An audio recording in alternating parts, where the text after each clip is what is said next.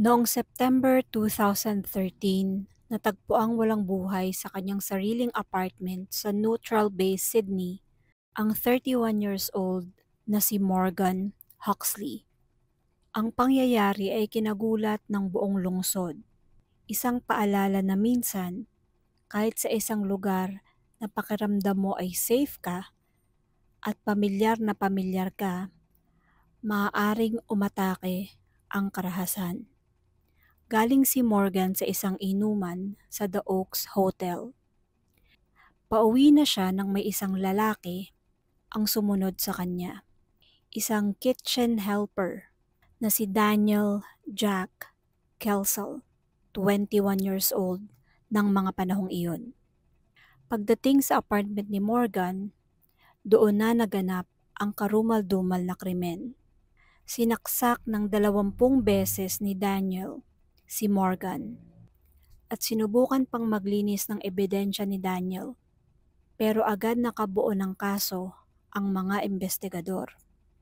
Noong 2015 nagsimula ang paglilitis.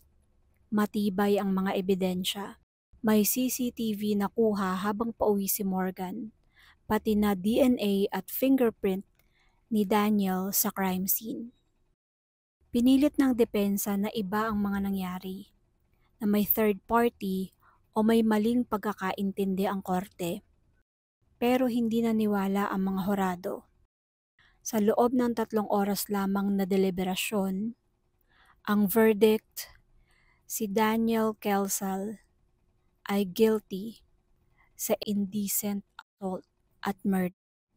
Hinatulan si Daniel ng 40 taon sa bilangguan at kailangan ng 30 taon bago pa man siya payagan na magkaroon ng parole.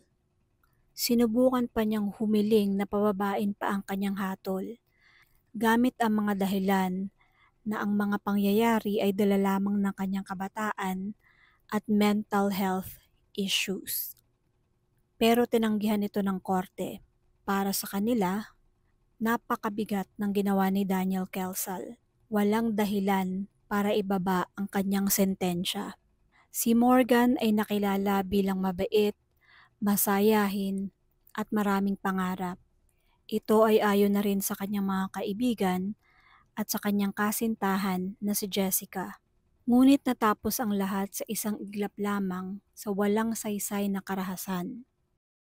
Ngunit hindi kailanman naging malinaw ang eksaktong dahilan kung bakit pinaslang ni Daniel si Morgan Huxley. Pero ayon sa korte at sa mga ulat, ito ang mga iba't ibang lumabas na dahilan. Ang una, sinundan ni Daniel si Morgan pauwi galing sa pub.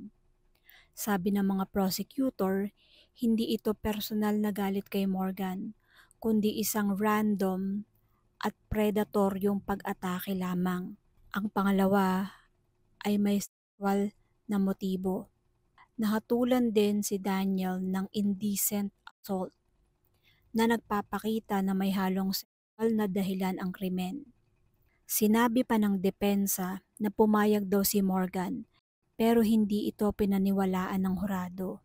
Ang pangatlo, ginamit ng mga abogado ni Daniel ang kanyang history. May mental health struggles daw si Daniel. Mahirap makisama at mahirap makipagrelasyon. Pero ayon sa korte, kahit ano pa ang pinagdadaanan ni Daniel, malinaw na planado at marahas ang kanyang ginawa. Ang pang-apat, higit na 20 beses na sinaksak ni Daniel si Morgan. Para sa korte, malinaw na ito ay tanda ng matinding galit at intensyon, hindi basta pagkawala lamang ng kontrol. Tinawag pa ng hukom na isa itong chilling and callous crime. Ang kwento ni Morgan Huxley ay isang paalala na ang buhay ay sobrang fragile at kapag nawala ito ay hindi na maibabalik kahit kailan.